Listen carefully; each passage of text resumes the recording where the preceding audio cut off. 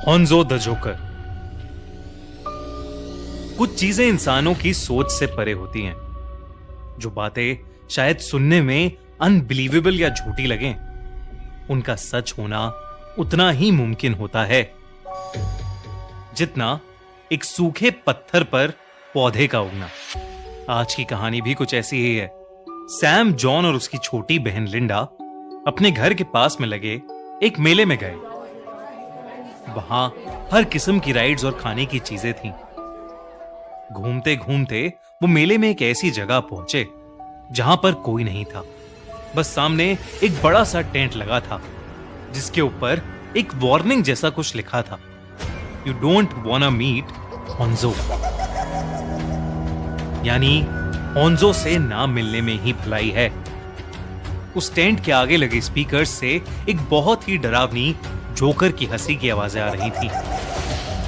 लिंडा तो उस टेंट को देखकर ही डर गई और जॉन ने भी अपने कदम पीछे कर लिए। पर सैम थोड़ा अलग नेचर का था। उसको हर चीज में खुद को बड़ा दिखाना बेहद पसंद था। उसने जॉन और लिंडा का मजाक उड़ाया और उस टेंट की तरफ बढ़ने लगा। उस टेंट की एंट्री के पास पहुंचते ही एक मोटा सा आदमी रंग बिरंगा कोट पहने सैम के सामने आ गया।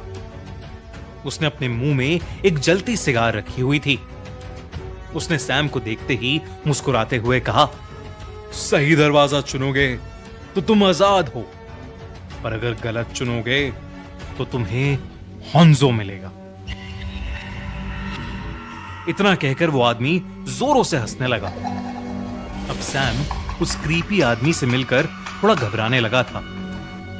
ऐसा अजीब आदमी उसने पहले कभी नहीं देखा था। उसने पीछे मुड़कर जॉन को ढूंढा और जैसे ही वो वापस घूमा, वो आदमी उसके पीछे से कहीं और चला गया।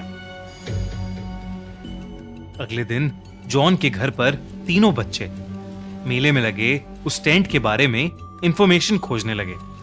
तभी जॉन के हाथों एक ऐसा आर्टिकल लगा जिसे देखकर उन तीनों के होश उड़ गए।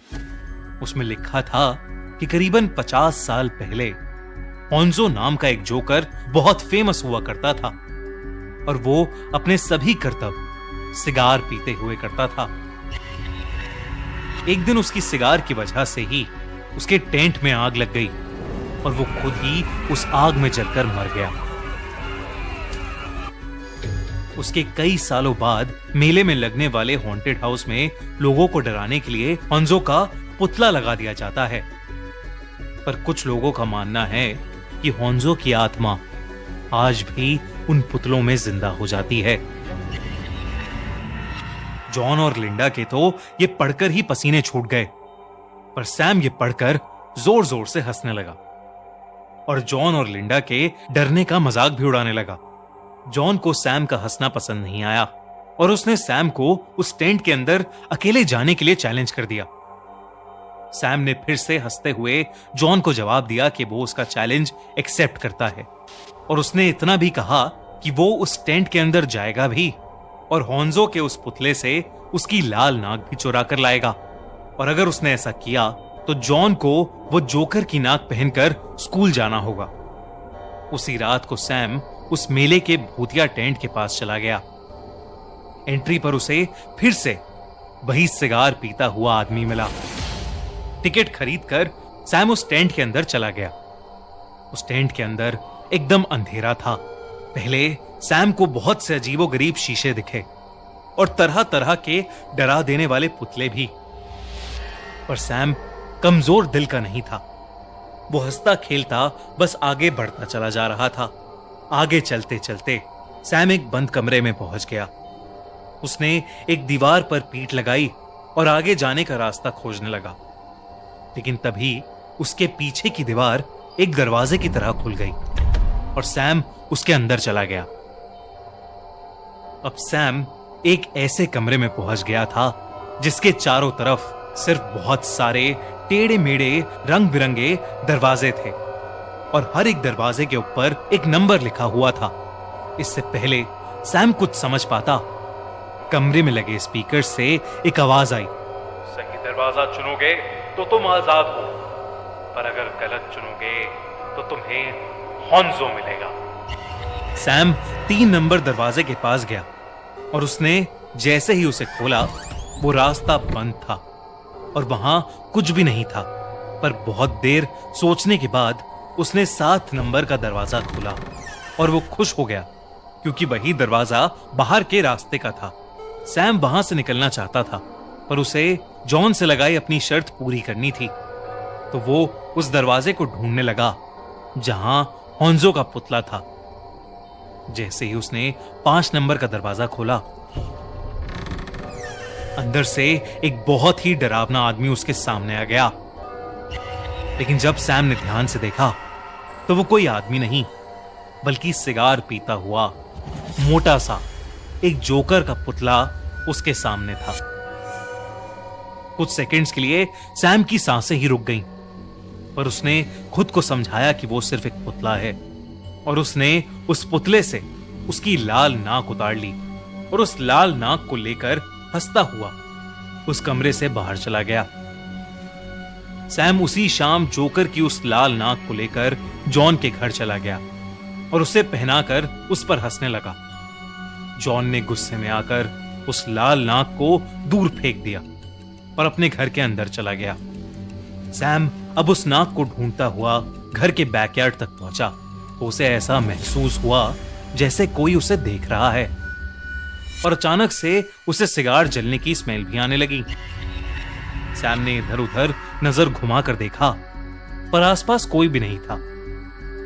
सैम ने फटाफट से उस नाक को उठाया और अपने घर चला गया। सैम की मॉम घर से बाहर गई हुई थी और उन्होंने उसके लिए खाना बनाकर फ्रिज में रखा हुआ था। सैम ने जैसे ही फ्रिज से खाना निकाला, उसे अपने घर के मेन डोर के बंद होने की आवाज आई। सैम घबरा गया और भागकर दरवाजा चेक करने गया, पर उसे वहां कोई भी नहीं दिखा। इसके तुरंत बाद ही सैम के घर का फोन बज पड़ा। उसने फोन उठाया तो कॉल पर जॉन था। जॉन ने उससे अपने बर्ताव के लिए माफी मांगी और तभी बात के बीच में ही कॉल में एक अजीब सी डिस्टरबेंस आने लगी और सैम को अपने फोन में एक अजीब सी आवाज सुनाई दी, किसी के हंसने की आवाज। फोन के दूसरी ओर एक बहुत ही डरावनी हंसी की आवाज थी, बिल्कुल वैसी ही जैसी उस मेले के टेंट के स्पीकर से आ रही थी। वो हंसी सुनते ही सैम के हाथ से फोन छूट गया। उसे थोड़ा शक था कि शायद जॉन उसके साथ कोई मजाक कर रहा है, लेकिन उसने फिर से अपने फोन से जॉन को फोन मिलाया,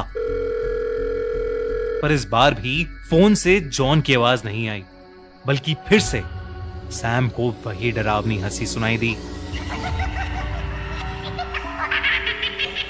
उसने तुरंत फोन काट दिया, लेकिन वो हंसी की आवाज अभी भी बंद नहीं हो रही थी और फिर धीरे धीरे वो आवाज उसके पूरे घर में गूंजने लगी।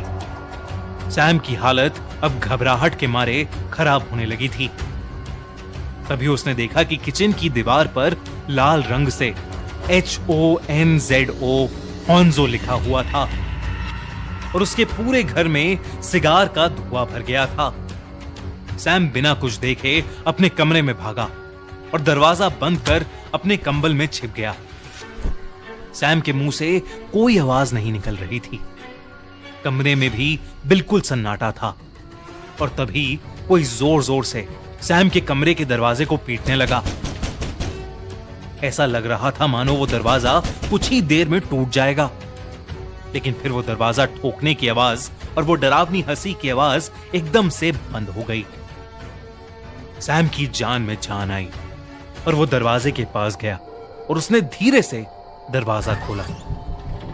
वहां कोई नहीं था, लेकिन फिर जैसे ही सैम ने अपने कमरे की तरफ दरवाजा वापस बंद किया, उसके होश उड़ गए। उसके दरवाजे पर लगे शीशे में सैम को होंजो दिखा और सैम बेहोश हो गया। जब सैम की मॉम घर पहुंची तो सैम की नाक टूटी पड़ी थी और वो खून से लाल हो गई थी। सैम को तुरंत हॉस्पिटल ले जाया गया। वो ठीक तो हो गया, लेकिन उसकी नाक पर उस चोट का निशान और उसके मन में होंजो द जोकर का डर हमेशा के लिए रह गया।